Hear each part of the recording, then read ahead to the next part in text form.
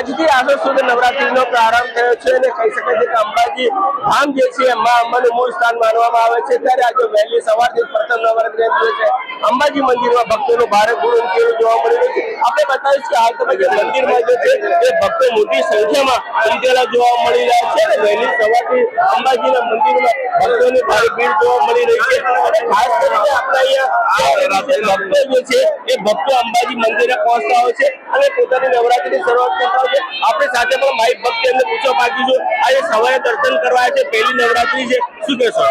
આજે અમે પ્રથમ નોરતામાં દર્શન કરવા આવ્યા। મંગળા આરતીના અમે દર્શન કરીએ છીએ। ખૂબ જ ભાવિ ભક્તોની ભીડ છે અને અહીંયા એક પરંપરા ચાલે છે નવરાત્રીમાં કે માતાજીનો અખંડ દીવો હોય એની જ્યોત પ્રગટાવી અને તમારા ઘરે સ્થાપના કરવામાં આવે અને આજે ખૂબ 9 દિવસ નોરતાનો પ્રારંભ થયા।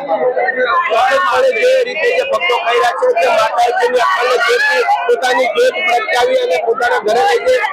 માતાજીનો આસો સુદ નવરાત્રીનો પહેલો દિવસ છે। માતાજીની જ્યોત પ્રગટાઈ છે। અહીંથી જ્યોત લઈ જઈને અમે અમારા ઘરે સ્થાપના કરીએ છીએ અને 9મા દિવસે પાછી જ્યોત અહીંયા પધરાવી જઈએ છીએ અને માતાજીના ખૂબ સરસ દર્શન થયા છે। માતાજીનો શણગાર બહુ જ સરસ કરેલો છે।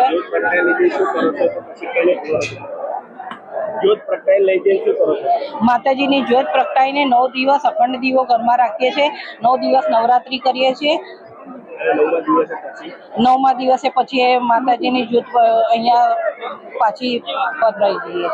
આજથી આસો સુદ નવરાત્રીનો પ્રારંભ થયો છે અને કહી શકાય છે કે અંબાજી ધામ જે છે મા અંબાનું મૂળ સ્થાન માનવામાં આવે છે। ત્યારે આજે વહેલી સવારથી પ્રથમ નવરાત્રી દિવસે અંબાજી મંદિરમાં ભક્તોનું ભારે ભૂડ ઉમટેલું જોવા મળી રહ્યું છે। આપણે બતાવીશ કે હાલ તમે જે મંદિરમાં જે છે એ ભક્તો મોટી સંખ્યામાં ઉમટેલા જોવા મળી રહ્યા છે અને વહેલી સવારથી અંબાજીના મંદિરમાં ભક્તોની ભારે ભીડ જોવા મળી રહી છે અને ખાસ કરીને આપણે અહીંયા ભક્તો જે છે એ ભક્તો અંબાજી મંદિરે પહોંચતા હોય છે અને પોતાની નવરાત્રીની શરૂઆત કરતા હોય છે। આપણી સાથે પણ માઇક ભક્તિ એમને પૂછવા માંગીશું આજે સવારે દર્શન કરવા છે, પહેલી નવરાત્રી છે, શું કહેશો?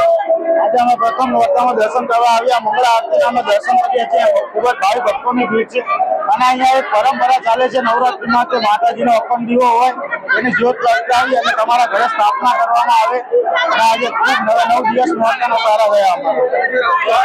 જે રીતે જે ભક્તો કહી રહ્યા છે કે માતાજીની અખંડ જ્યોતિ પોતાની જ્યોત પ્રગટાવી અને પોતાના ઘરે લઈ જાય।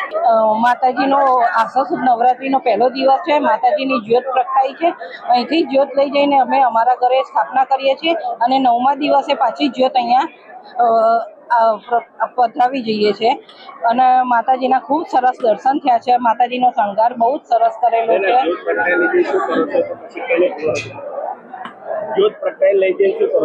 માતાજીની જ્યોત પ્રગટાઈને 9 દિવસ અખંડ દીવો ઘરમાં રાખીએ છીએ।